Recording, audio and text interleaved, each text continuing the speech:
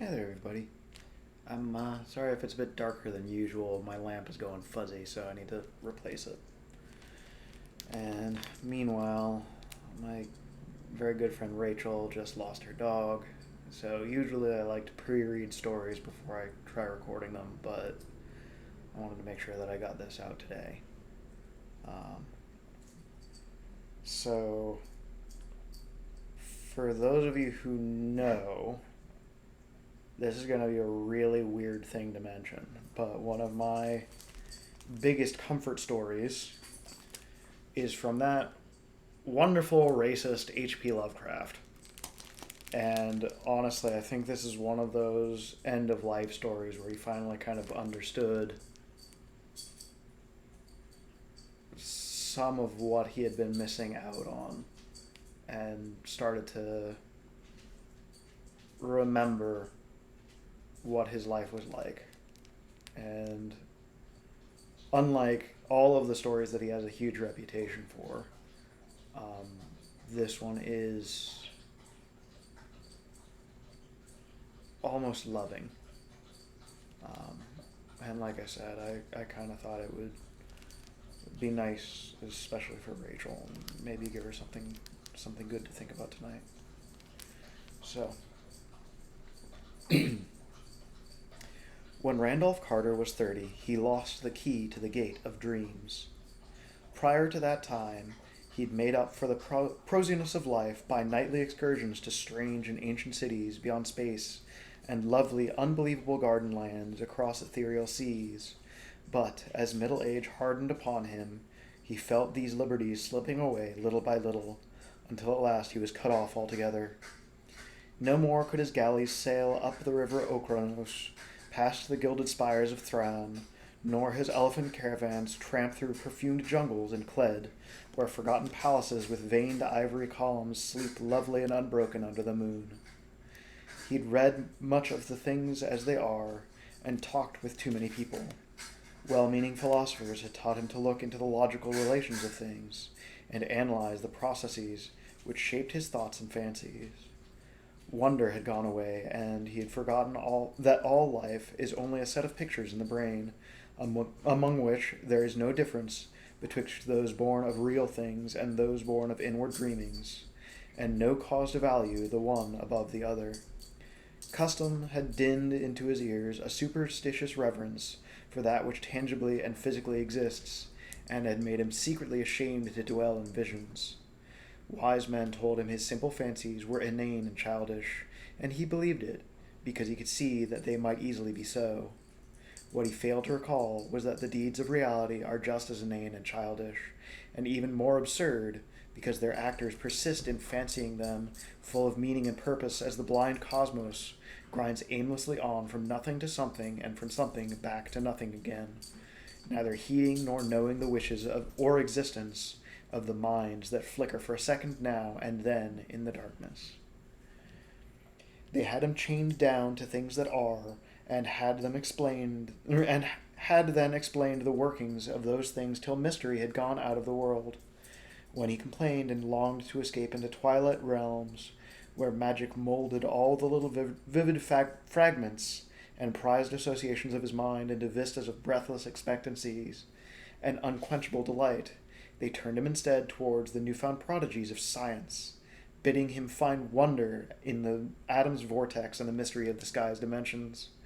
And when he'd failed to find these boons in things whose laws are known and measurable, they told him that he lacked imagination and was immature because he preferred to dream illusions to the illusions of our physical creation. So Carter had tried to do as others did, and pretended that the common events and emotions of earthly minds were more important than the fantasies of rare and delicate souls. He did not dissent when they told him that the animal pain of a stuck pig or dyspeptic plowman in real life is greater than the peerless beauty of Narath with its 100 carven gates and domes of chalcedony, which he dimly remembered from his dreams, and under their guidance he cultivated a painstaking sense of pity and tragedy. Once in a while, though, he could not help seeing how shallow, fickle, and meaningless all human aspirations are, and how emptily our real impulses contrast with those pompous ideals we profess we profess to hold. Then he would have recourse to the polite laughter that they had taught him to use against the extravagance and artificiality of dreams, for he saw that the daily life of our world is every inch as extravagant and artificial, and far less worthy of respect, because of its poverty and beauty and its silly reluctance to admit its own lack of reason and purpose. In this way he became a kind of humorist, for he did not see that even humor is empty in a mindless universe devoid of any true standard of consistency or inconsistency. In the first days of his bondage, he had turned to the gentle churchly faith endeared to him by the naive trust of his fathers, for thence stretched mystic avenues which seemed to promise escape from life. Only on closer view did he mark the starved fancy and beauty, the stale and prosy triteness, and the owlish gravity and grotesque claims of solid truth which reigned boresomely and overwhelmingly among most of its professors, or feel to full the awkwardness with which it sought to keep alive as literal fact the outgrown fears and guesses of a primal race confronting the unknown.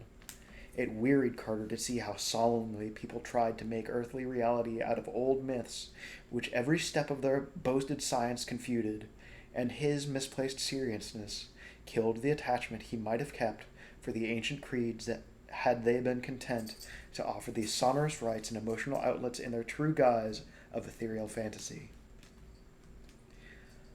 But when he came to study those who had thrown off the old myths, he found them even more ugly than those who had not. They did not know that beauty lies in harmony, and that loveliness of life has no standard amidst an aimless cosmos, save only its harmony with the dreams and the feelings which have gone before and blindly molded our little spheres out of the rest of chaos. They did not see that good and evil, and beauty and ugliness, are only ornamental fruits of perspective, whose sole value lies in their linkage to what chance made our fathers think and feel, and whose finer details are different for every race and culture. Instead, they either denied these things altogether or transferred them to the crude, vague instincts which they shared with the beasts and peasants, so that their lives were dragged malodorously out in pain, ugliness, and disproportion, yet filled with a ludicrous pride at having escaped from something no more unsound than that which still held them. They had traded false gods of fear and blind piety for those of license and anarchy.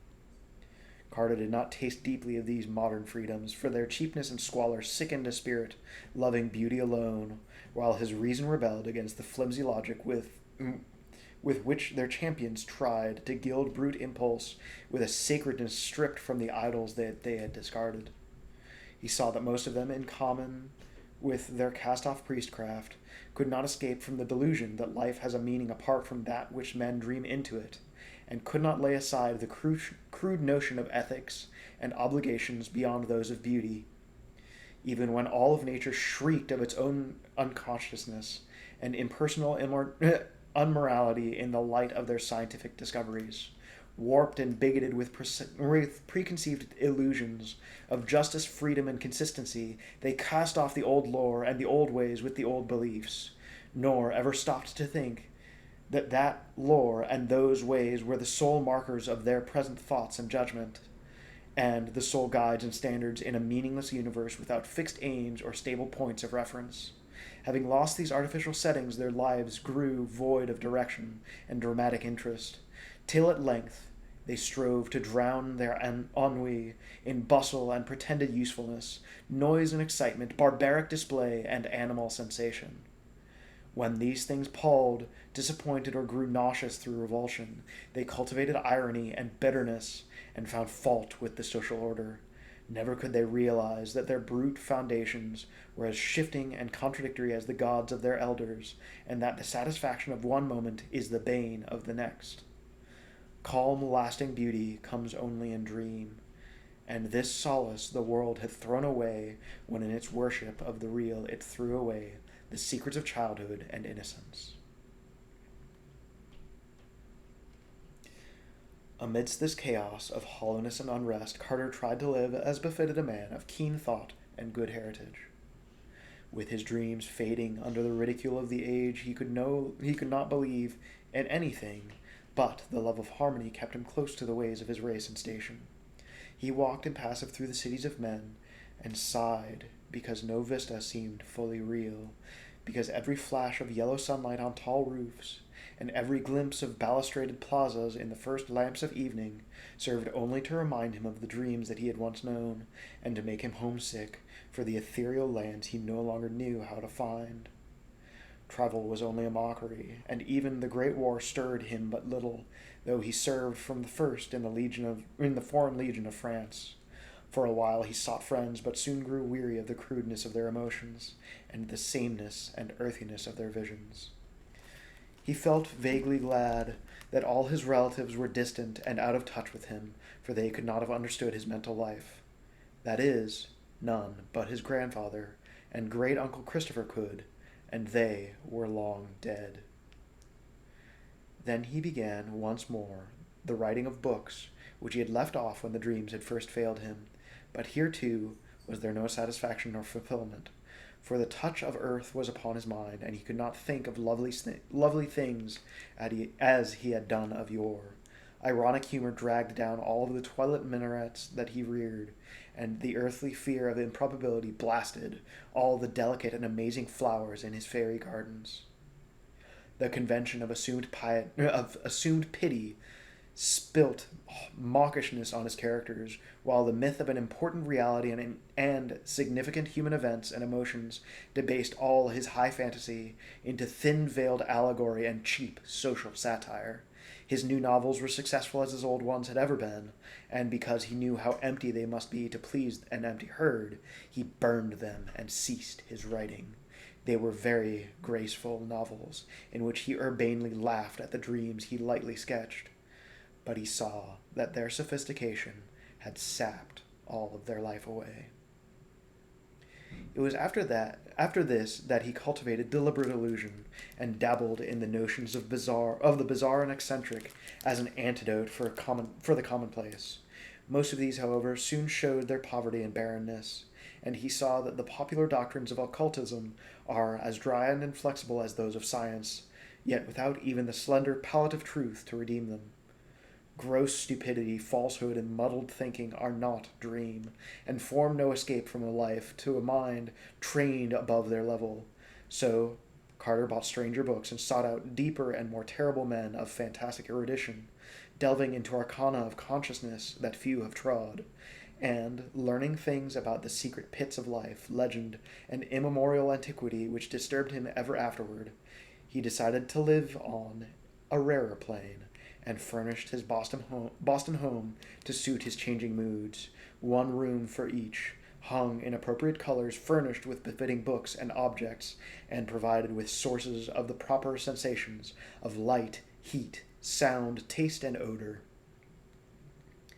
Once he heard of a man in the South who was shunned and feared for the blasphemous things that he had read in prehistoric books and clay tablets smuggled from India and Arabia. Him he visited, living with him and sharing his studies for 7 years, till horror overtook them one midnight in an unknown and archaic graveyard, and only one emerged where 2 had entered. Then he went back to Arkham, the terrible witch-haunted old town of his forefathers in New England, and had experiences in the dark amidst the hoary willows and tottering gambrel roofs, which made him seal forever certain pages in the diary of a wild-mannered ancestor. But these horrors took him only to the edge of reality, and were not of the true dream country he had known in his youth, so that if at 50 he despaired of any rest or contentment in a world grown too busy for beauty and too shrewd for dream. Having perceived at last the hollowness and futility of real things, Carter spent his days in retirement and in wistful, disjointed memories of his dream-filled youth. He thought it rather silly that he bothered to keep on living at all, and got from a South American acquaintance a very curious liquid to take him to oblivion without suffering.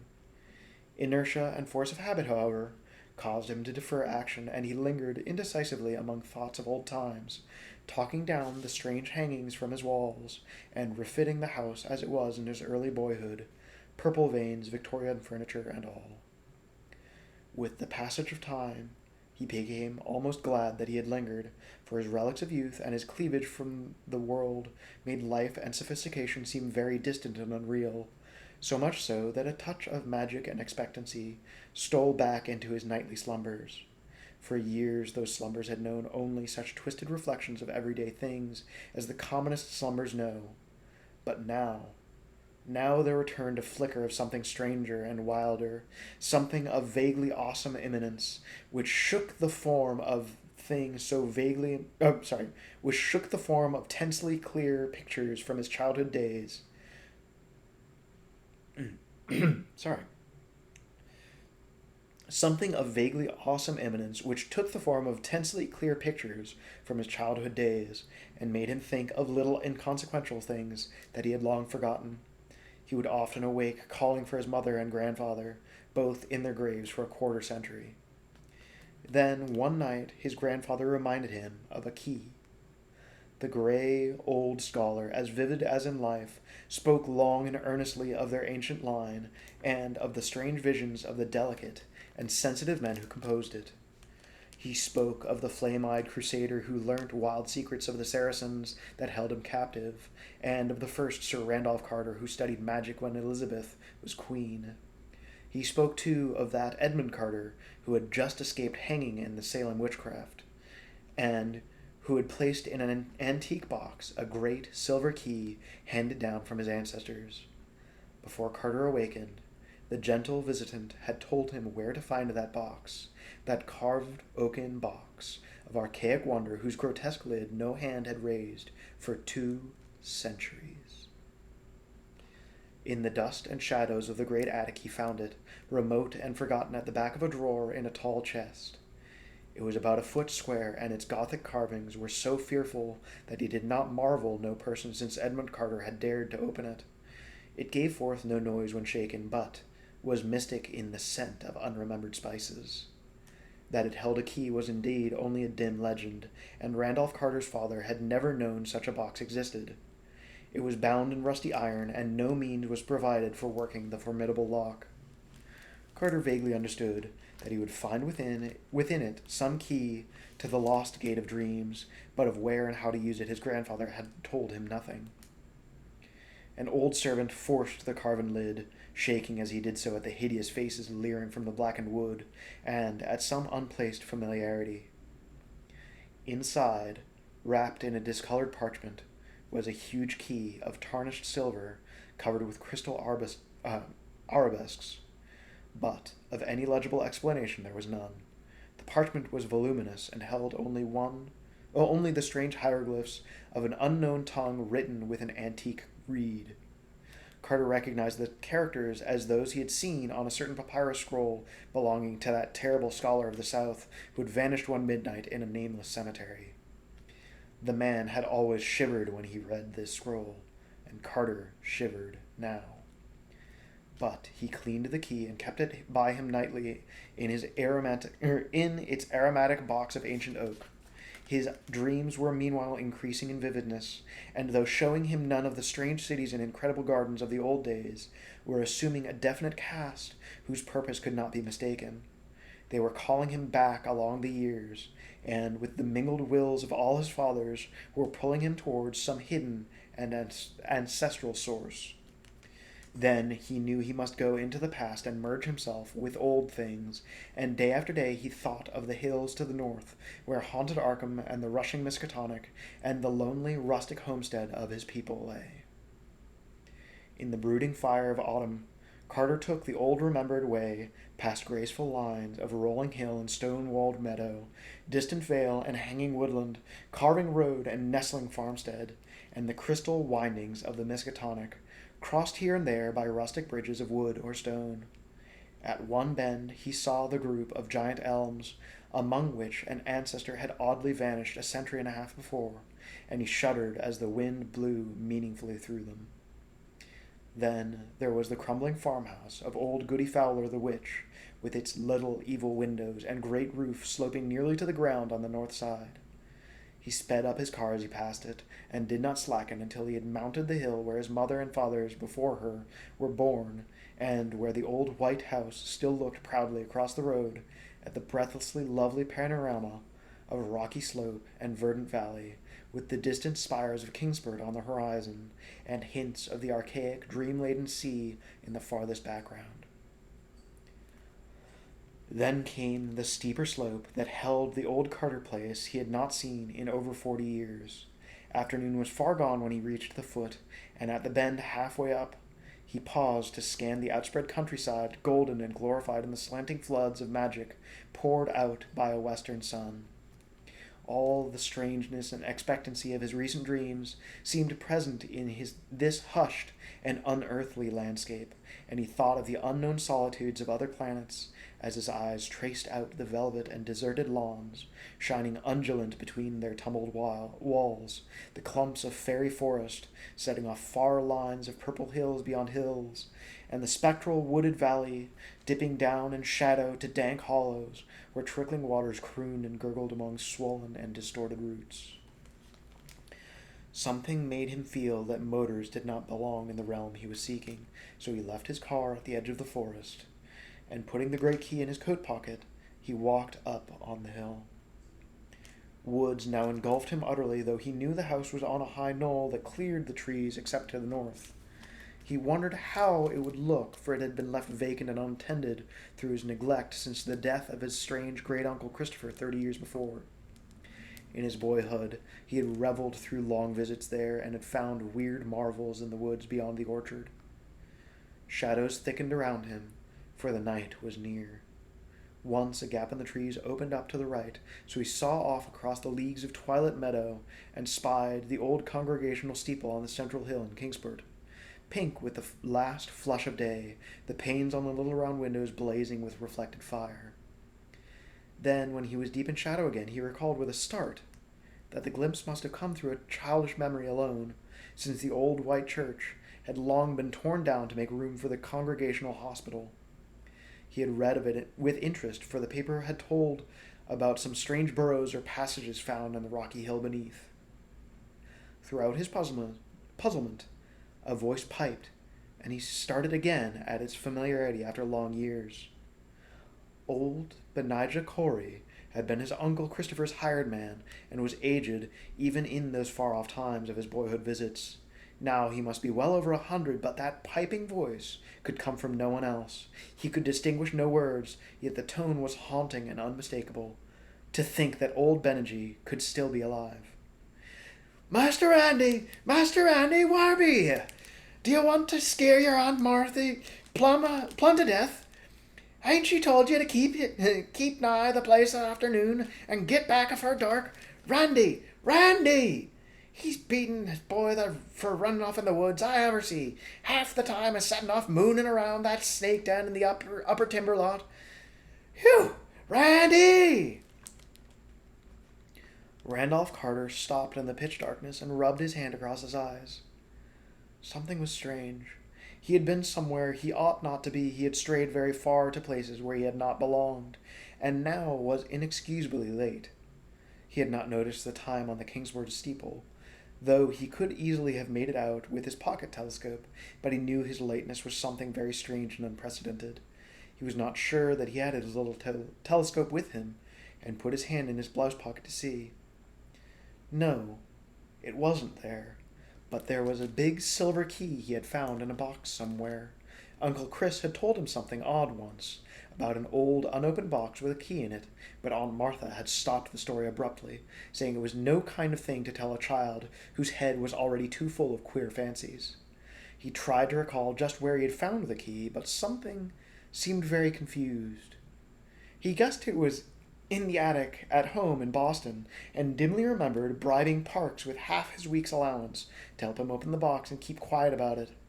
But when he remembered this, the face of Parks came up very strangely, as if the wrinkles of long years had fallen upon the brisk little cockney. "Randy! Randy! Aye, Randy!" A swaying lantern came round the black bend, and old Benijah pounced on the silent and bewildered form of the pilgrim. "Durn you, boy! So far ye be. Ain't ye got a tongue in your head that ye can't answer a body? I have been calling this half hour, and ye must have heard me long ago. Don't ye know your Aunt Marthy's all a fidget over your being out after dark? Wait till I tell your Uncle Chris when he gets home. Ye'd ought to know that these woods ain't no fitting place for a traipsing, for to be traipsing at this hour. These things abroad that don't do and nobody no good, and my grandsir'll no defer me. Come, Mr. Randy, or Hannah won't keep supper no longer. So Randolph Carter was marched up the road where wandering stars glimmered through the high autumn boughs, and dogs barked as the yellow light of small paned windows shone out at the farther turn, and the Pleiades twinkled across the open knoll where a great gambrel roof stood black against the dim west. Aunt Martha was in the doorway, and she did not scold him too hard when Benijah shoved the truant in. She knew Uncle Chris well enough to expect such things of the Carter blood. Randolph did not show the key, but ate his supper in silence and protested only when bedtime came. He sometimes dreamt better when awake, and he wanted to use that key.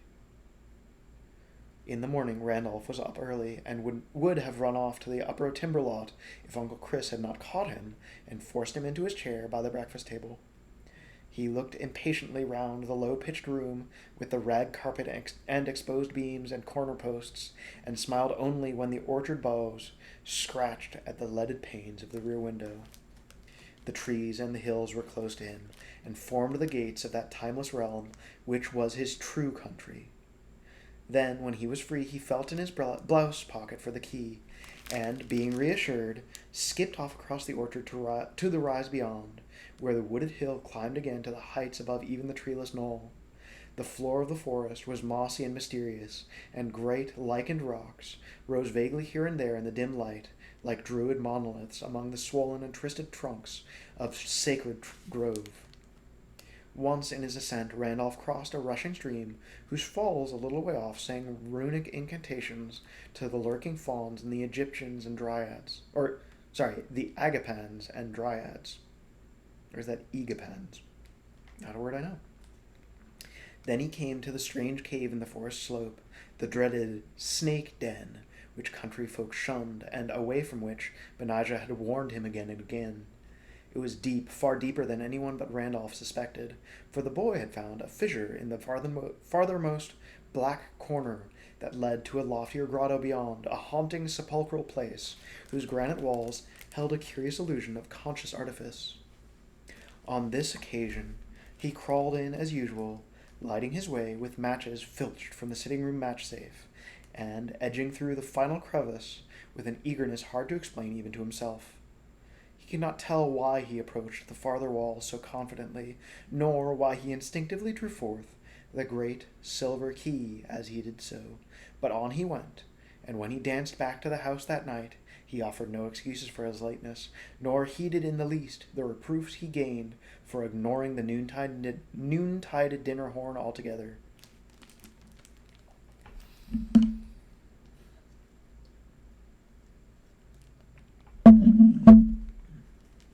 Now it is agreed by all the distant relatives of Randolph Carter that something occurred to heighten his imagination in his 10th year. His cousin, Ernest B. Aspinwall, Esquire of Chicago, is fully 10 years his senior, and distinctly recalls a change in the boy after the autumn of 1883. Randolph had looked on the scenes of fantasy that few others have ever beheld. And stranger still were some of the qualities which he showed in relation to very mundane things. He seemed, in fine, to have picked up an odd gift of prophecy, and reacted unusually to things which, though at the time without meaning, were later found to justify the singular impressions. In subsequent decades, as new inventions, new names, and new events appeared one by one in the book of history, people could now and then recall wonderingly how Carter had years before let fall some careless word of undoubted connection with what was then far in the future. He did not himself understand these words, nor know why certain things made him feel certain emotions, but fancied that some unremembered dream must be responsible. It was as early as 1897 that he turned pale when some traveler mentioned the French town of Bellon-en-Sentier, and friends remembered it when he was almost mortally wounded there in 1916 while serving in the Foreign Legion in the Great War. Carter's relatives talk much of these things because he has lately disappeared. His little old servant Parks, who for years bore patiently with his vagaries, last saw him on the morning he drove off alone in his car with a key that he had recently found. Parks had helped him get the key from that old box containing it, and had felt strangely affected by the grotesque carvings on the box and by some other odd quality that he could not name. When Carter left, he had said he was going to visit his old ancestral country around Arkham. Halfway up Elm Mountain, on the way to the ruins of the old Carter place, they found his motor set carefully by the roadside, and in it was a box of fragrant wood with carvings that frightened the countryman who stumbled on it. The box held only a queer parchment whose characters no linguist or paleographer has been able to decipher or identify.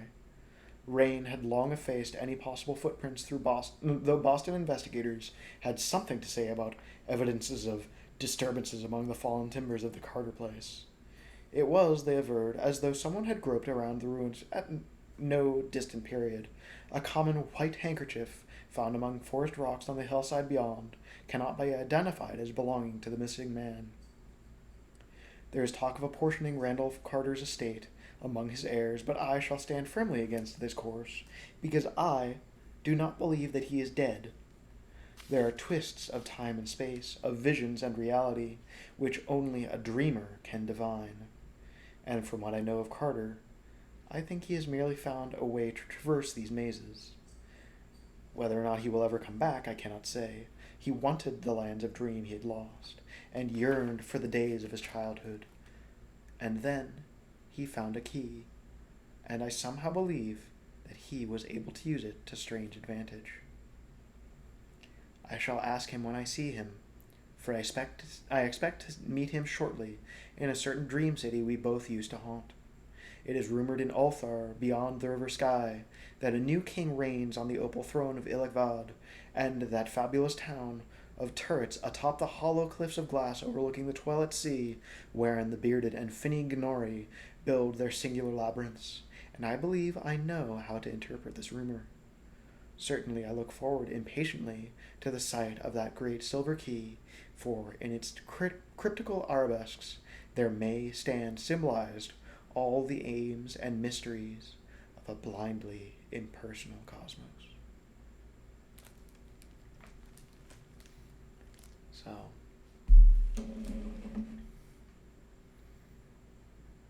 ever since the first time I read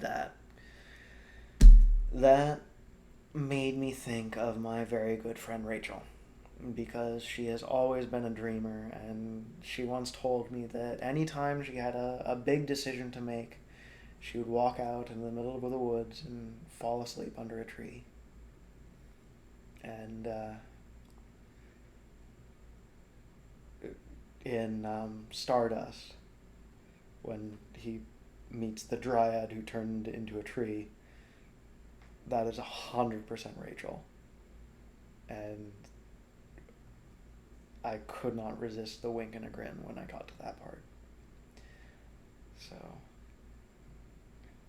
Rachel, I can't do much for you right now, but in some small way, I hope that this is being here for you. And anybody else who's watching, if you'd like to help, Rachel is actually, she has for many years been working on a climate change nonprofit organization called Alticultura, which, if I'm gonna have a sense of humor about it, she is saving Guatemalan rainforests with goats and greenhouses. So if you would like to help somebody who, honestly, I believe is a better person than I am in every way I can imagine, and then look her up, and I'll include the name in the video description. And any help or hope or good wishes or love you can send her way, even just messages on the video, I would really greatly appreciate. Because she has had far too difficult a life for the kind of person that she is. And she deserves so much more than I can give her. So, for Rachel in particular, and for everyone else listening, get some rest and do your best to become somebody that you can be proud of. And if people can hate without knowing a thing about you, I can love you. So, good night, dear. Sleep well.